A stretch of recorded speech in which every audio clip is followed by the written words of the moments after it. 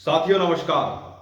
साथियों पिछले 50 दिन से लगातार मणिपुर जल रहा है और 3 मई से मणिपुर के अंदर ये आगजनी की शुरुआत हुई थी और वह आगजनी बढ़ते बढ़ते पिछले 50 दिन से लगातार चल रही है और एक ऐसा माहौल मणिपुर के अंदर बनता चला जा रहा है कि मणिपुर एक स्टेटलेस पोजीशन, एक अराजकता के दौर में घुस चुका है। जिस तरीके से 1960 और 70 के दशक में वहां पर स्थितियां बन रही थी, उसके बाद 2001 के दौर में भी कुछ ऐसा ही देखने को मिला था और उसके बाद से लगातार ये लग रहा था कि अब नॉर्थ ईस्ट के अंदर शांति रहेगी। लेकिन जिस तरीके से पिछले 50 दिन के अंदर अराजकता, आगजनी मणिपुर के अंदर पनपी है, फिर से नॉर्थ ईस्ट हमें सोचने पर मजबूर कर रहा है कि क्या कहीं फिर से पूरा का पूरा वो क्षेत्र अराजकता के दौर में तो नहीं चला जाएगा।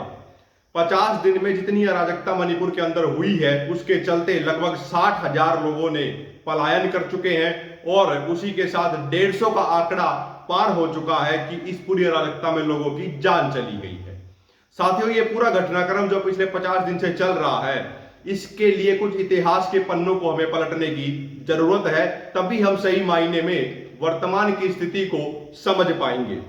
साथियों, जो ये ट्रिगर पॉइंट बना इस पूरी आगजनी का, जिसके बाद से लगातार ये आगजनी हुई है, वह ट्रिगर पॉइंट रहा है कि जो मैतेई कम्युनिटी है वहां पर, उसको शेड्यूल ट्राइब का दर्जा दिया जाए, जिसको लेकर कुकीज ने विरोध किया।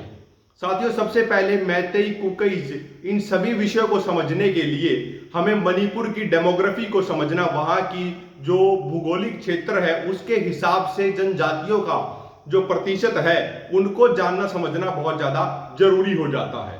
मणिपुर के अंदर जो सबसे ज्यादा मेजोरिटी में कोई कम्युनिटी है तो वह मैतेई है, लगभग 53 से 54%।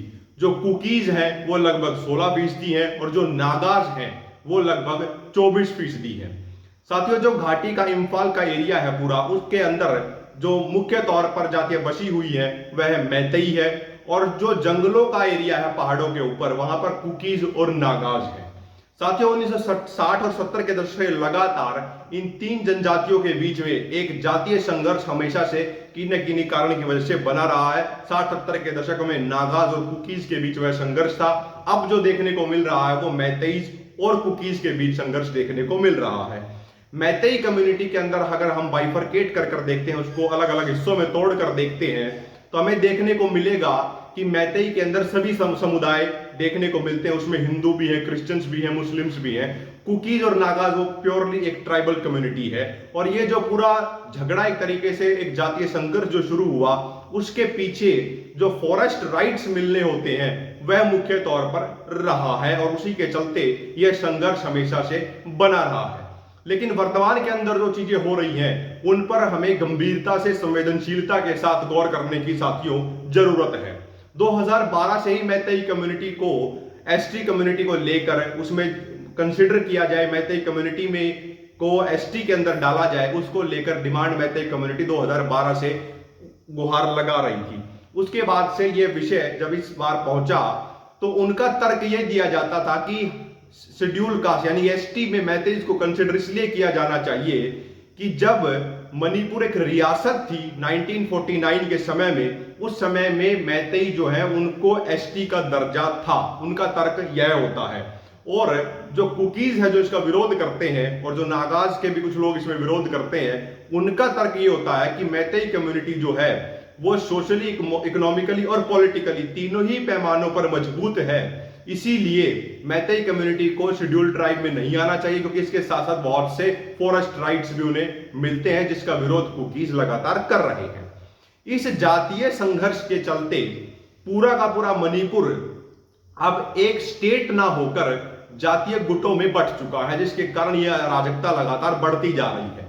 क्योंकि जिस तरीके से कुछ लोग जो विरोध कर रहे हैं, विरोध के नाम पर जो आगजनी मणिपुर के अंदर हो रही है, वह अपनी अपनी जातियों को सपोर्ट करने के लिए उनको हथियार तक मुहैया करा रहे हैं। जो लोग पुलिस में अधिकारी हैं, यानी कि जो लोग पुलिस में हैं, वह कुकी समुदाय से अगर आता है तो कुकी के लोगों को पुलिस से हथियार दे रहा है, कोई मैतेई से आता है तो मैतेई वाले को हथियार दे रहा है। और बहुत सारे पुराने जितने भी वहां पर इंसर्जेंट ग्रुप्स मणिपुर में काम कर रहे थे वे भी फिर से एक्टिव हो गए हैं।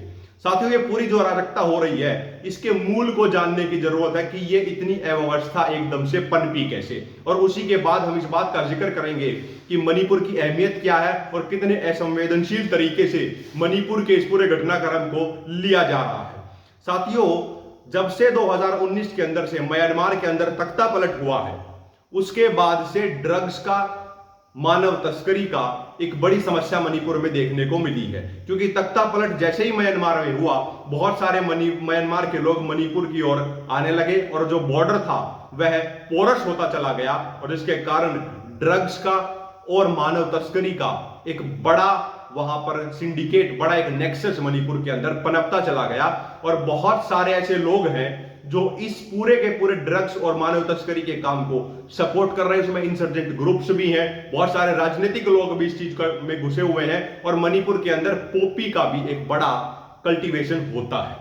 साथियों, जिस तरीके से लगभग 4000 हथियार पूरे मणिपुर की जनता के बीच जा चुके हैं, जो इंसर्जेंट ग्रुप्स हैं उनके हाथों में जा चुके हैं, जिसका परिणाम ये हो रहा है कि बहुत सारे सीनियर अधिकारी, IRS रैंक के और पॉलिटिकल लोग, चाहे वो किसी भी पार्टी से क्यों ना आते हो, उनके घरों पर भी हमले हो रहे हैं, वेपन से भी हमले हो रहे हैं, और साथ ही साथ वहां पर IED ब्लास्ट यानी कि छोटे छोटे जो बॉम्ब ब्लास्ट किए जाते हैं वह भी हमले किए जा रहे हैं। यहां तक कि एक केंद्रीय मंत्री के घर पर भी ऐसे ही हमला वहां पर हुआ है।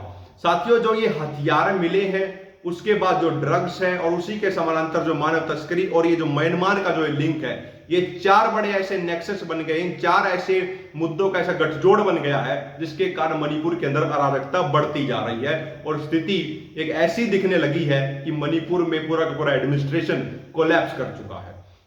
साथियों, मणिपुर के अंदर जो ये घटनाक्रम चल रहा है, ये कश्मीर के अंदर जो इंसर्जेंटी और जो आतंकवाद पनपा था, उससे भी ज्यादा खतरनाक साबित हो सकता है। क्योंकि जो ये जातिगत संघर्ष है, इस जातिगत और सामुदायिक संघर्ष के बीच में ही बहुत सारी ऐसी बाहरी ताकतें हैं, चीन जैसी, जो इन मुद्दों का फायदा उठाती हैं और इस पूरे क्षेत्र के अंदर एक अराजकता के माहौल को और बढ़ावा दे सकती हैं।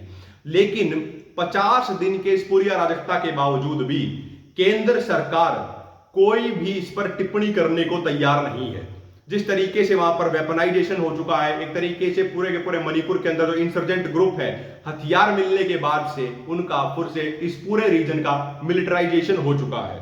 तो ऐसे दौर में केंद्र सरकार अगर इस पर कोई बात नहीं कर रही है, कोई एक्शन दिखता हुआ नजर नहीं आ रहा है, 50 दिन से आगजनी हो रही है, ये बड़ा ही असंवेदनशील है। क्योंकि मणिपुर के अंदर जो लोग साथियों आइडिया ऑफ इंडिया की बात करते थे, आने वाले समय में उन्हीं लोगों को इन 50 दिन में जो आगजनी हुई है उसका भुगतान करना पड़ेगा। और अभी तो यह भी क्लियर नहीं है कि यह आगजनी आने वाले कितने समय तक और चलनी है।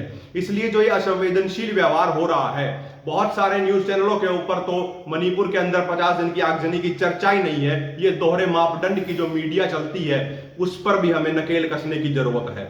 साथियों, उसी के समानांतर अगर कुछ न्यूज चैनल इस मुद्दे को गंभीरता से उठा रहे हैं और इस समस्या का समाधान की ओर कुछ सकारात्मक चर्चा करने की दिशा में बढ़ रहे हैं, तो उन चैनलों के ऊपर बीजेपी अपने प्रवक्ताओं को भेजने को भी तैयार नहीं है कि उनके कुछ इस विषय पर बोलना ही नहीं है।